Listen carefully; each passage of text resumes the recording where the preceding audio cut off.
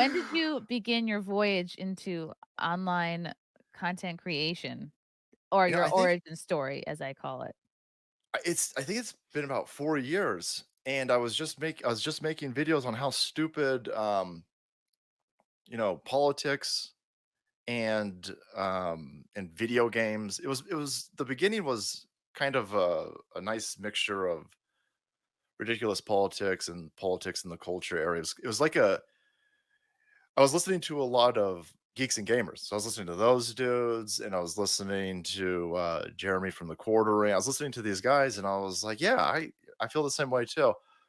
Um, but I'm just not as polished, and I don't have a clean mouth or a deep vocabulary, and so Ugh, um, same. yeah, so I Yeah. just started screaming about stuff, Mhm. and somebody took one of the videos. It was probably one of Brie Larson's videos. It was so long ago about that stupid movie that she did with her zombie toes, and they put it in Sargon, one of Sargon or Sargon of Akkad's Discord, and it blew up. And so I've been riding that wave ever since. But I ain't gonna give him Wow. any money. Fuck 'em. Interesting. So you would say, what was your first, I guess, big video to really take off, or what do you feel like has gone the most viral, or you got the most positive attention from, and what video have got the most negative attention from? The um I think I think one of the biggest videos, because it was real early and it was before one of the biggest videos was a video. It had some I think it had something to do with them taking white doctors off of a wall in a like a one of these medical universities, like a lecture hall or something like this. And I remember just going, well, that's real stupid and racist. And I remember making the video going, man, they're gonna call me a racist after this. And I was real nervous about it. And I was like, yeah, but you know, it what they're doing is right. This is before my understanding of how all of this culture war stuff was really going to work out, this cultural Marxism. And it was a video when I had like 10 subs, and it got like a couple thousand views, and it immediately got turned off on YouTube. Like you could see the analytics in the background. So I was sitting there going, I have 10 subs. I have 10 subs. This was a banger of a video, apparently. And you turned it off, and I was like, holy balls, they throttling people with 10 subs on this. And I knew it was going to be, I That's was like, okay, great. this is going to be an uphill battle this entire time.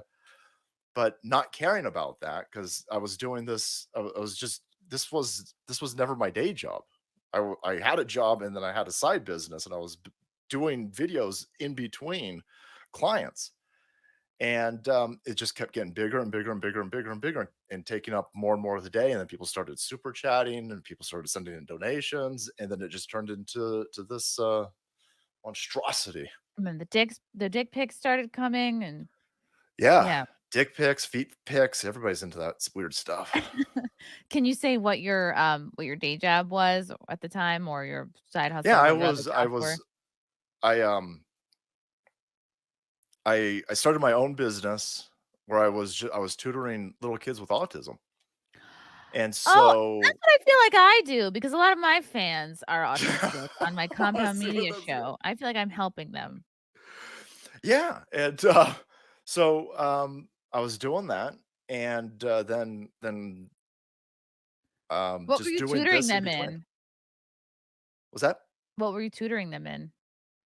J everything. I Like, had kids who were learning these how to are body speak. language cues, like, this is Yeah.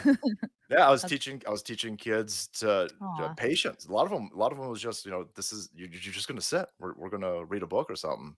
And the parents were like, my kid's 12 years old. I've never read a book to him. And I was like, okay, well, here's the process. Like, it's a long process. And if, you're willing to, hang in there with it, then, I will. It was a home-based tutoring thing. And it really took off because the special ed services in probably in this country, but definitely in the state, they're incredibly stupid.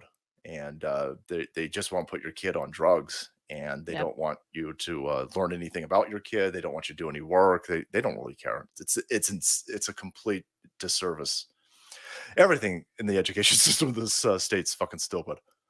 Jesus. How did you what did you study to like how do you first of all, how do you teach a kid with autism patience and then was that your educate like was that your background? Did you have like Yeah, a that was my specialty that background? was my background, and so when I was doing it in the public school system, they were basically just like they would teach you how to restrain kids. It's Ooh. madness. It's madness, and they're like, "Okay, well, what we'll do is we'll just restrain kids until we until they do what we want." And I'm sitting there going, "That's stupid. Like that's dangerous and stupid." And people are being getting their noses broken and constantly getting chewed. People would wear it. You ever seen when they're training like a canine and they got the big old pillows on wrapped around the arms? Oh, yeah. Yeah, they're wearing that to work. I'm sitting there going, "You could just What? not piss the kid off. Let's Like they're do gonna that." bite their arm? That's insane. I used to work at a school in admissions and it was an all boys school. Kids, especially boys, have to expend their energy. Like they have to run around. Gotta Yeah, tire 'em out.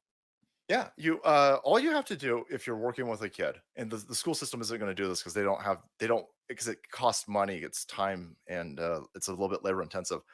But you just need to align their interests with what you're trying to teach them. And so I was teaching like these kids at like 12. I was teaching them about money. Like these kids, they couldn't count in the classroom, but in the tutoring service, we got them up to a point where they were counting money. And I was just having the kid buy stuff that he wanted. I was like, okay, here you got Roblox toys, or you got Minecraft toys. Okay, well, that's a dollar. So you're going to give me a dollar, and just set up like this, Would you just take like a money out of Minecraft your own store. wallet and be like, "All right, we're gonna" Oh no, no, no, because like, if "Look, it we're goes gonna go into sour, this bank. rip that shit. We're going into the bank. Here's the Yeah. plan, all right?" But yeah, no, I you could teach a kid to do anything with Play-Doh. If they're into Play-Doh, if they're into Legos, or if they're into a lot of kids are into cars or trains. You could teach them to do anything if you utilize what they love and what they want. And the school system was like, "We ain't got time for that. Just grab that stupid kid, yank him down, tie him to a chair, and then he'll scream himself to sleep, and then we'll put him on a bus, send him back home." I'm like, "This is stupid. This is That's fucking stupid." horrible. Did you what inspired you to, like, study that? Did you know somebody, like, in your life, or you just always kind of felt for them? No, I was so I my master's is in econ, and when I was doing that, I was a substitute teacher as a job because it's extraordinarily flexible. Like you can pick what days you want to work. A lot of the time you only work like half a day, but you get a full day's pay. Teaching as a sub's a fucking scam. It's pretty cool. If it works for you.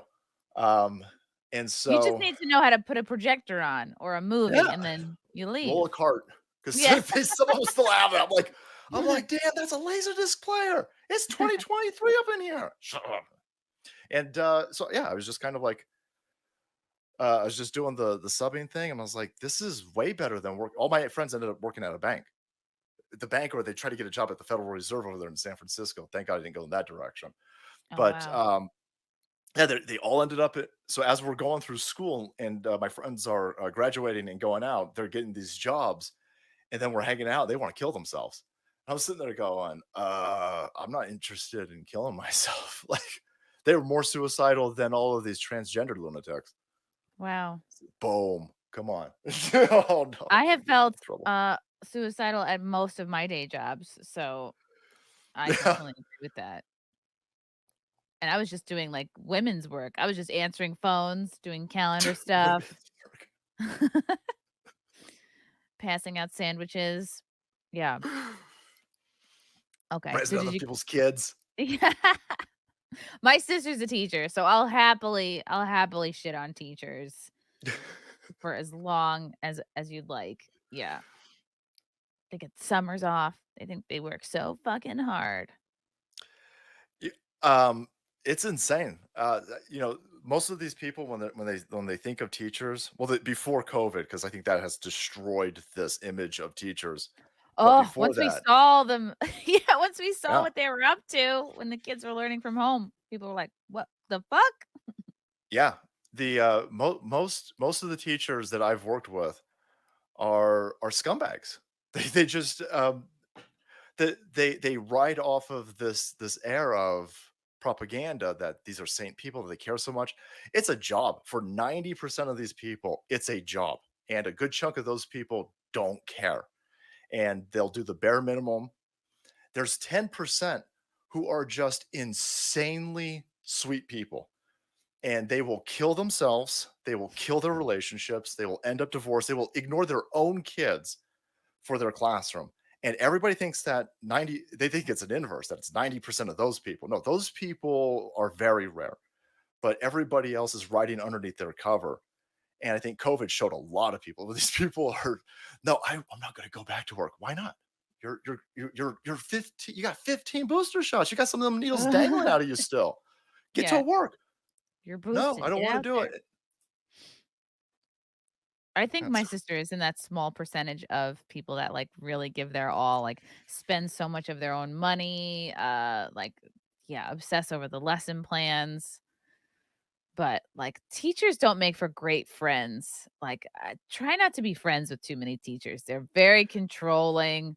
If you're not ready to leave when they want to leave, it's a huge issue. Like they'll be like, "You're not doing what I want you to do. Pencils down." to take the mentality to the bar afterwards. For real. For real.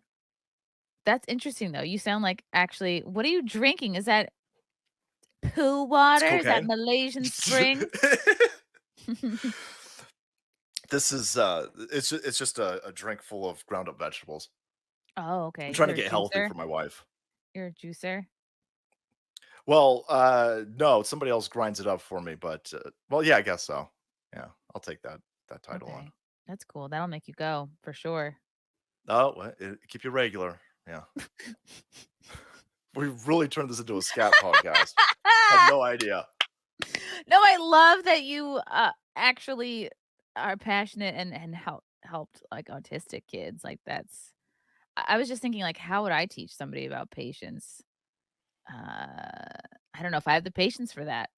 So Well, I'm sure I with your ability to manage a crowd, it's kind of the same skill set. Managing a classroom, managing a crowd, hecklers putting them down, making fun of their ugly girlfriends in front but of you're not them. supposed to roast a child. I would roast the kids, you know what I mean? If they didn't listen to me or got out of line, I'd be like, "Oh, really? Should we do we wanna talk about your braces? Should we talk about your Oh, weight? Is this what you wanna do? Let's dance." I would I would roast the kids. I'm your Huckleberry. Get them, yeah.